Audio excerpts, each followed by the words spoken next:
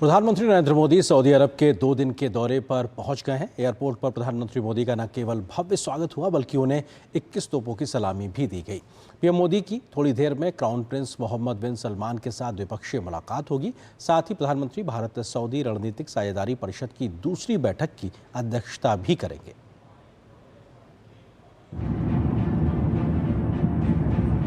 Saudi अरब के air space में जैसे ही प्रधानमंत्री नरेंद्र मोदी का विशेष विमान पहुंचा, वैसे ही रॉयल सऊदी एयरफोर्स के विमान नजर आए। रॉयल सऊदी एयरफोर्स के ये विमान विशेष तौर पर प्रधानमंत्री मोदी का स्वागत करने के लिए पहुंचे थे। प्रधानमंत्री के विमान के दोनों ओर कुल 3 फाइटर जेट साथ साथ चल रहे थे। F-15 फाइटर जेट ने प्रधानमंत्री के विमान को जेद्दा हवाई अड्डे तक स्कॉट किया। प्रधानमंत्री मोदी अपने तीसरे कार्यकाल में पहली बार और कुल तीसरी बार सऊदी की यात्रा कर रहे हैं। उनका विशेष विमान जैसे ही जेद्दा एयरपोर्ट पर उतरा, वहां भी नजारा अलग ही था। एयरपोर्ट पर प्रधानमंत्री की अगवानी मक्का के डिप्टी गवर्नर और शाही परिवार के अहम सदस्य प्रिंस सऊद बिन मिशार और सऊदी के वाणिज्य मंत्री मजीद बिन अब्दुल्लाह अल कसाबी और जेद्दा के मेयर सालेह अली अल तुर्की ने की। यही नहीं, प्रधानमंत्री के औपचारिक स्वागत में एयरपोर्ट पर ही 21 तोपों की सलामी दी गई। प्रधानमंत्री ने अपने सोशल मीडिया एक्स पर लिखा कि ये यात्रा भारत और सऊदी अरब के बीच मित्रता को और भी मजबूती देगी। होटल पहुंचने पर प्रधानमंत्री के स्वागत में प्रवासी भारतीय काफी संख्या में मौजूद थे, तो वहीं सऊदी के प्रसिद्ध गायक हिशाम अब्बास भी थे। उन्होंने प्रधानमंत्री के सामने अरबी हिंदी में बॉलीवुड के प्रसिद्ध गाना ए वतन आबाद रहे तू गाकर समा बांध दिया।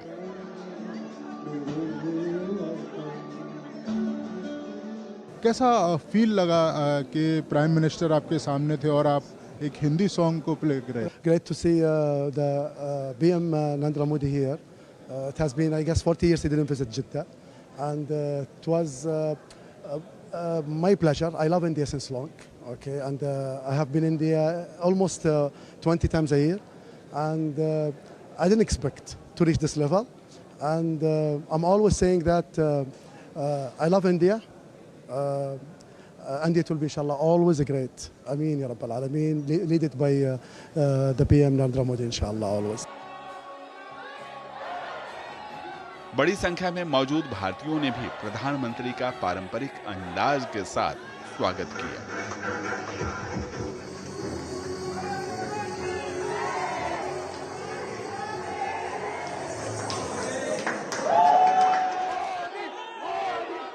विशेष रूप से दाऊदी बोहरा समाज के लोग बेहद खुश नजर आए।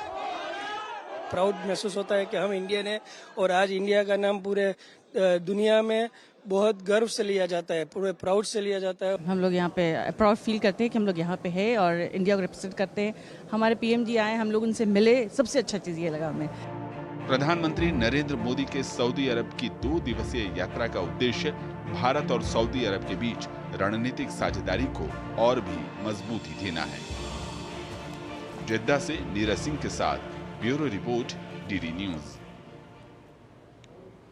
तो प्रधानमंत्री नरेंद्र मोदी इस वक्त सऊदी अरब में हैं, जेद्दा में, और किस प्रकार से भारत और सऊदी अरब के संबंधों में एक गहराई है दोस्ती के तमाम आयामों में, उसका जिक्र करते हैं। भारत सऊदी अरब के संबंध की बात की जाए तो प्रधानमंत्री मोदी की ये तीसरी सऊदी अरब की यात्रा है। इससे पहले भी प्रधानमंत्री 2 बार सऊदी अरब जा चुके हैं। 2016 और 2019 में प्रधानमंत्री ने सऊदी अरब की यात्रा की थी और 2025 में ही उनकी तीसरी यात्रा है। 2023 में हुई थी पहली रणनीतिक साझेदारी परिषद की बैठक, जिसके बाद अब दूसरी बैठक होने जा रही, जिसकी अध्यक्षता अब से कुछ देर बाद प्रधानमंत्री करेंगे। 2016 में प्रधानमंत्री मोदी को मिला था वहां का सर्वोच्च नागरिक सम्मान, यानी कि भारत को और प्रधानमंत्री मोदी को एक बड़े सम्मान के साथ नवाजा गया था 2016 में जब प्रधानमंत्री पहुंचे थे सऊदी अरब। 2019 में हुआ था उच्च स्तरीय रणनीतिक भागीदारी समझौता और उसके बाद में दोनों देशों की आपसी दोस्ती रणनीतिक साझेदारी में एक तरीके से परिवर्तित हो गई थी, जिसका फायदा दोनों ही देशों को मिलता हुआ दिखाई पड़ रहा है। 2019 में ऊर्जा, सुरक्षा, रक्षा, एविएशन और पेट्रोलियम भंडारण सहित तमाम लगभग 12 महत्वपूर्ण समझौते भी हुए थे जब प्रधानमंत्री नरेंद्र मोदी 2019 में सऊदी अरब की यात्रा पे गए थे। यानी अपने आप में दोनों देशों में तमाम ऐसे क्षेत्र हैं जिसमें आधार दोस्ती का बढ़ता हुआ दिखाई पड़ रहा है। 2019 में भारत के हज कोटे में वृद्धि की गई थी और ये भारत के मौजूद जो तमाम मुस्लिम समुदाय के लोग हैं उनके लिए एक बड़ी सौगात के तौर पे थी जब प्रधानमंत्री मोदी की पहल पे 2019 में भारत के हज कोटे यानी कि भारत से जाने वाले हज की यात्रा के लोगों की संख्या को बढ़ाया गया था। वो एक तरीके से फायदा हुआ था। सऊदी अरब में लगभग 27 लाख भारतीय प्रवासी रहते हैं और ये बहुत बड़ी संख्या है भारत के बाहर रहने वाले प्रवासियों की, जिसकी एक बड़ी संख्या सऊदी अरब में रहती है, वो 27 लाख लोगों के आसपास है। तो ये अपने आप में भारत सऊदी अरब संबंध के लिहाज से अगर बात की जाए, इसी तरीके से आर्थिक संबंध की बात की जाए तो भारत है सऊदी अरब का दूसरा सबसे बड़ा व्यापारिक साझेदार। तो ये अपने आप में महत्वपूर्ण है कि सऊदी अरब का दूसरा सबसे बड़ा व्यापारिक साझेदार भारत है, जबकि सऊदी अरब है भारत का 5वां सबसे बड़ा व्यापारिक साझेदार। तो ये अपने आप में व्यापारिक संबंधों की गहराई और विस्तार को दिखाने के लिए काफी है यह आंकड़ा। द्विपक्षीय व्यापार लगभग 43 अरब डॉलर के आसपास है और इसमें विस्तार की तमाम गुंजाइश को लेकर बातचीत होने की संभावना व्यक्त की जा रही है द्विपक्षीय व्यापार के लिहाज से अगर बात किया। जल्दी से कुछ और तथ्यों से आपको रूबरू कराते हैं और आपको बताएं किस प्रकार से भारत का निर्यात लगभग 11.5 अरब डॉलर के आसपास में है, तो वहीं किस प्रकार से और अन्य आंकड़े हैं जो बताते हैं कि भारत का जो आयात है वो लगभग 31.5 अरब डॉलर के आसपास है। तो ये व्यापारिक संबंधों के हम आंकड़ों का जिक्र कर रहे हैं। भारत का सऊदी अरब में निवेश लगभग 3 अरब डॉलर के आसपास में है, इसमें भी एक गुंजाइश लगातार तेजी से आगे बढ़ती दिखाई पड़ रही है। सऊदी अरब का भारत में निवेश 10 अरब डॉलर के आसपास में है और इसमें भी लगातार विस्तार होने के लिए बातचीत का एक मंच खुला हुआ है। 2024 में हुई थी निवेश पर उच्च स्तरीय कार्यबल की पहली बैठक और इसके बाद कई प्रकार के समझौते भी हुए। तो ये समझौते लगभग कहा जा सकता है कि 50 से ज्यादा समझौते हुए थे। जुलाई 2024 में जब निवेश पर इस उच्च स्तरीय मंच पे बैठक हुई थी, दोनों देशों के बीच में 50 से ज्यादा MOU साइन किए गए थे। तो आर्थिक संबंधों का एक बड़ा विस्तार देने के लिए तमाम फोरम को भी बनाया गया। लेकिन बात की जाए ऊर्जा संबंध के लिहाज से तो सऊदी अरब है तीसरा सबसे बड़ा पेट्रोलियम उत्पाद आपूर्तिकर्ता। भारत के लिहाज से, भारत की रक्षा जो ऊर्जा जरूरतें हैं उसके लिहाज से एक बहुत बड़ा एक आपूर्तिकर्ता पेट्रोलियम उत्पादों का, कच्चे तेल का एक तरीके से सऊदी अरब बहुत बड़ा स्रोत है। भारत का लगभग 14.3% कच्चा तेल सऊदी अरब से ही आता है। तो ये अपने आप में आंकड़ा बहुत बताने के लिए काफी 14-15% जो कच्चा पेट्रोलियम पदार्थ है, कच्चा तेल है, वो सऊदी अरब से भारत आता है। तीसरा सबसे बड़ा LPG आपूर्तिकर्ता है सऊदी अरब भारत के लिए, जो कि लगभग 18% से ज्यादा कुल LPG की जो खपत है उसका जो हिस्सा जो हम लेते हैं विदेशों से उसका लगभग 18% से ज्यादा सिर्फ सऊदी अरब से ही आता है। तो ये हमारी ऊर्जा सुरक्षा के लिहाज से एक महत्वपूर्ण मित्र देश जहां पर प्रधानमंत्री नरेंद्र मोदी इस वक्त पहुंचे हुए हैं। रक्षा साझेदारी के लिहाज से बात की जाए तो व्यापक नौसैनिक सहयोग दोनों देशों के बीच में लगातार बना हुआ है। इसी तरीके से दोनों ही देशों के बीच में जो द्विपक्षीय नौसैनिक अभ्यास है वो भी निरंतर अंतराल पर एक तरीके से होते रहते हैं। ये हमारे दोनों देशों की सेनाओं के लिहाज से भी बेहद महत्वपूर्ण है। द्विपक्षीय थल सेना अभ्यास भी हम दोनों देशों की सेनाओं के बीच में देख चुके हैं। ये आपसी समझ को सैन्य स्तर पर विस्तार देने का काम करती है और उसी लिहाज से ये सैन्य अभ्यास बेहद महत्वपूर्ण होते हैं। अगर हम बात करें IMEC जो अपने आप में एक बहुत बड़ा इकोनॉमिक कॉरिडोर है, वो गेम चेंजर होगा। वो क्या है? भारत मध्य पूर्व यूरोप आर्थिक गलियारा, क्योंकि भारत की पहल पर G20 की अध्यक्षता जब भारत की थी सितंबर 2023 में, तब प्रधानमंत्री मोदी की इस पहल पर शुरुआत की गई थी। IMEC Indian middle east Europe economic corridor की एक तरीके से पहल की गई थी और ये आर्थिक गलियारा दुनिया भर के लिए एक बहुत महत्वपूर्ण पहल है। किस तरीके से? क्योंकि ये 2 हिस्सों में होगा ये पूरा आर्थिक गलियारा और इसका जो पहला हिस्सा है वो भारत को एक तरीके से मिडिल ईस्ट तक जोड़ेगा, जो खाड़ी देशों तक जोड़ेगा। अगले पॉइंट पर अगर हम आए तो उस तरीके से बता सकते हैं, क्योंकि पूर्वी गलियारा जो होगा वो भारत को खाड़ी देशों से जोड़ता हुआ दिखाई पड़ेगा। और अगले पॉइंट पर जाएं तो हम बता सकते हैं कि इसका जो दूसरा उत्तरी गलियारा होगा वो खाड़ी देशों को यूरोप तक जोड़ेगा। यानी भारत से मिडिल ईस्ट से होता हुआ यूरोप तक का एक पूरा बाजार या आर्थिक गतिविधियों को बढ़ावा देने के लिए विस्तार देता हुआ नजर आएगा। लॉजिस्टिक लागत में आएगी लगभग 30% की कमी और इसी प्रकार से जो परिवहन का समय है उसमें लगभग 40% की कमी आएगी। तो ये अपने आप में गेम चेंजर के तौर पे साबित होने वाला है। तो ये अपने आप में बेहद महत्वपूर्ण किस तरीके से IMEC की जो सोच है भारत की ओर से उसका प्रयास किया गया है वो अपने आप में दिखाता है कि किस तरीके से ये अपने आप में एक बड़ा परिवर्तन लेकर आएगा।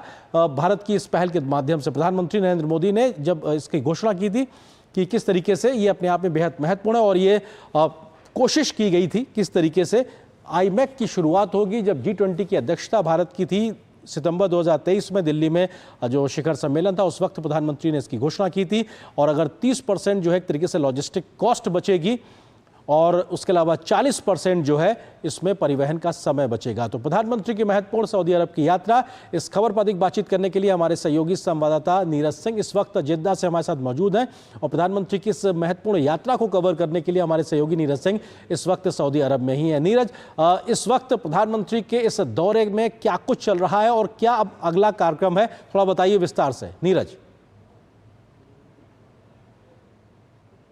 अब से थोड़ी देर के बाद ही प्रधानमंत्री रॉयल पैलेस पहुंचने वाले हैं और जहां पर परंपरागत तरीके से उनका स्वागत किया जाएगा, गार्ड ऑफ ऑनर उनको दिया जाएगा और उसके बाद दोनों देशों के बीच जो द्विपक्षीय वार्ता है वो स्टार्ट होगी।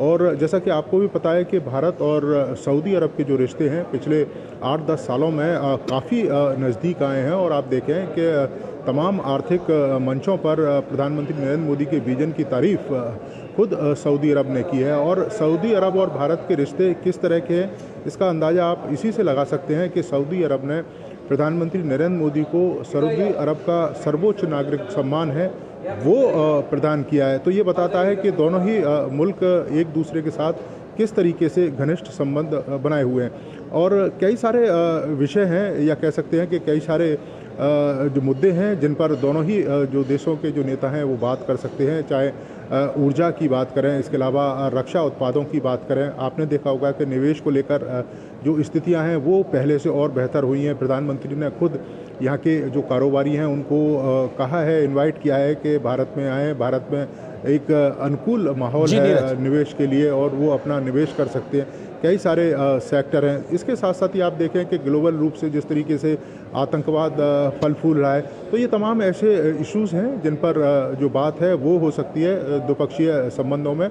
और जब भारत के प्रधानमंत्री और क्राउन प्रिंस आपस में आमने सामने बैठेंगे। आरिंदर, नीरज, पहले हम देखते हैं कि अगर भारत की सऊदी अरब के संबंधों के लिहाज से बात की जाए तो एक ऊर्जा सुरक्षा का एक बड़ा आधार होता था, क्योंकि हमें जो ऊर्जा की ज़रूरतों के लिहाज से जो पेट्रोलियम पदार्थ चाहिए उसके लिए बड़ा स्रोत के तौर पे था। लेकिन प्रधानमंत्री मोदी ने इसको एक नया पैराडाइम शिफ्ट देते साथ साथ किया कि आधार तो ये रहेगा लेकिन इसका विस्तार होता दिखाई पड़ेगा, जिस बात का जिक्र आप भी कह रहे हैं, जिसमें तमाम रक्षा सुरक्षा से लेकर निवेश और व्यापार को आगे बढ़ाने को लेकर लगातार कोशिश हो रही है। इस बार के दौरे में इस विस्तार को और ज़्यादा क्या एक नया फलक मिल सकता है प्रधानमंत्री के इस दौरे में? देखिए, बिल्कुल कई सारी नई चीज़ें देखने को मिल सकती हैं आनंद। और आप देखें कि जिस तरीके से सऊदी अरब हमारे रक्षा उत्पादों में जो दिलचस्पी दिखा रहा है, आप देखें कि भारतीय नौसेना और इसके अलावा सऊदी अरब की नौसेना के बीच 2 युद्ध अभ्यास हुए हैं संयुक्त रूप से। इसके अलावा थल सेना, दोनों देशों की थल सेना के बीच भी जो संयुक्त युद्ध अभ्यास हैं वो हुए हैं। हमारे तमाम जो रक्षा उपकरण हैं या रक्षा उत्पाद हैं उनमें एक दिलचस्पी सऊदी अरब ने दिखाई है।